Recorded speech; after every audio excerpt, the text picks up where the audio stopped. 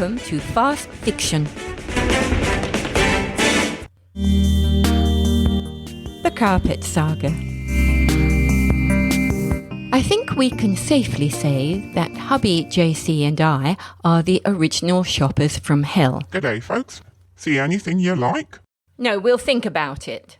Yes, we'll think about it. I say it with no sense of guilt or embarrassment, for we are of an age that endorsed frugality and careful retail selection.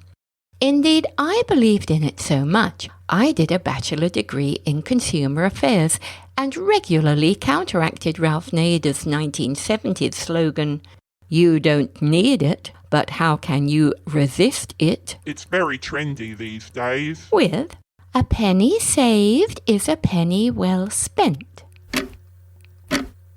Life in the slow lane is indeed very slow. And so it was only in 1990 that we ruefully decided that the carpet laid 20 years before, when our house had been built, now needed replacing.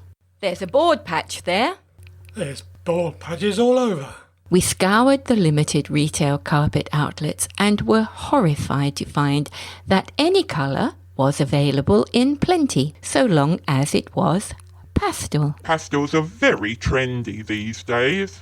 It will show every mark. Yes, it will show every mark. Living in a notorious red dirt area, we wanted something more robust and diligently hunted for a weave of earth colours. Finally, when almost desperate, we found a carpet vaguely right in a store that had a very reputable slogan of "the experts in the trade."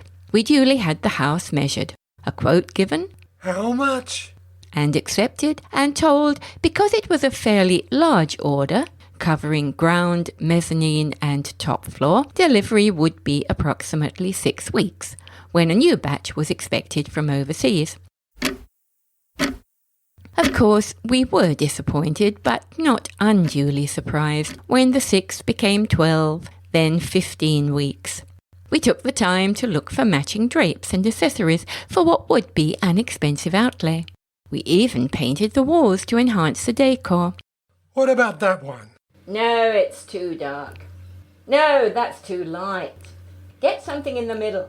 Eventually, a telephone call confirmed that the carpet was in the country, in the warehouse, and should be shipped to us and laid the following Monday.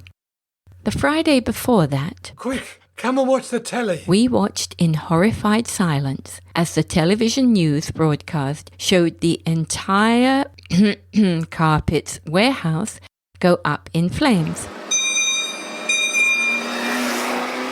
The considered work of an arsonist. Needless to say, our carpet had been inside.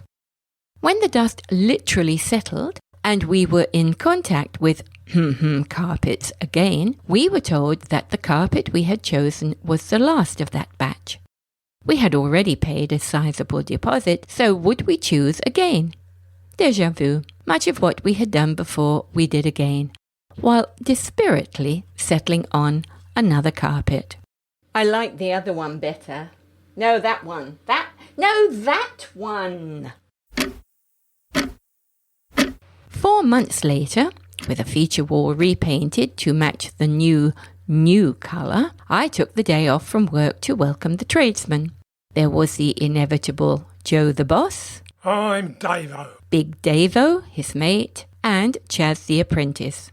All 3 cheerfully set to work, and once it was obvious there was little I could do, I left out the required smoko, tea, coffee, and a packet of digestive biscuits. I don't like digestive. And in a state of light-hearted anticipation, popped over the fence for a coffee and chat with our neighbour. An hour or 2 later, I returned, gratified to see the ground level looking smart, and made my way up to the family room on the mezzanine floor. Shock, gasp, horror. What the? The experts in the trade had laid the seams right down the middle of the entire floor. Every tack could be seen, and already frayed edges were pulling at the tension. Keeping my voice at a reasonable level of decibels, I voiced my disappointment and disapproval, to which Joe got the huff and stopped working, and Davo and Chaz promptly followed. Right, I'm off. Me too.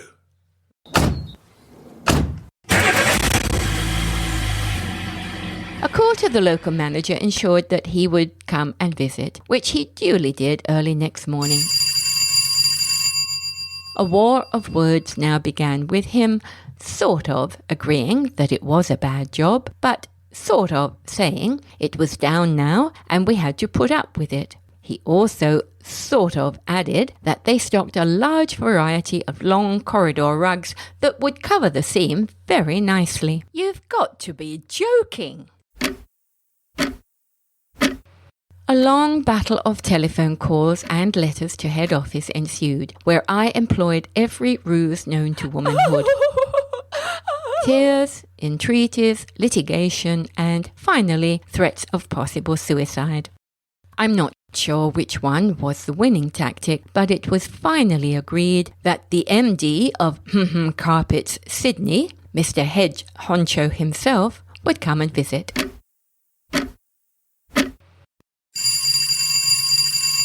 He turned up a week later and after the briefest look agreed it was a effing balls up. And insisted the local franchisee replace the carpet. A month later and the new team entered our portals. Joe, Davo and Chaz had apparently been given the heave-ho. This time we had boss man Al, Gary the Grunt, I'm Gary. and little Jimmy to tend our needs. Another day off work with furniture moved outside, covered with cloths, and the necessary smoko laid out for mid-morning. Have you got any chocolate? Then I was off to a different neighbour for my own morning tea and chat. An hour or so later and I returned. Dare I say it? Can you guess? Yes, I don't believe it. Deja vu once more. Al, Gary and Jimmy had repeated Joe et al.'s M.O. and laid the carpet exactly the same way. A very crooked and jagged seam was running right down the middle of the house.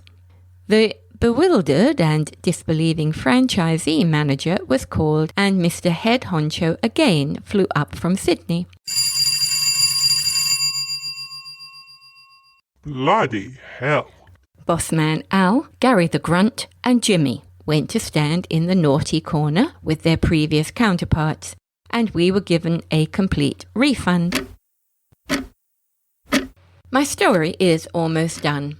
First, we decided that our old carpet would get another lease of life if given a good clean, which we did, and it didn't. So we went to a different store, which by now had a reasonable selection of rust-coloured carpets.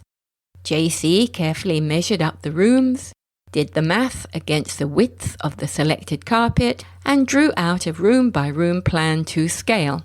That's 11 by 14 against a 12-foot width. That's... Bossman Fredo, assistant Dwayne, and little Felix came and carefully laid the carpet according to our plan, with JC and I virtually overseeing every move. No, not there, no, there! The necessary seams were neatly hidden by furniture at the room's edge. The carpet colour and design was not what we would have chosen originally. But hey, who's complaining?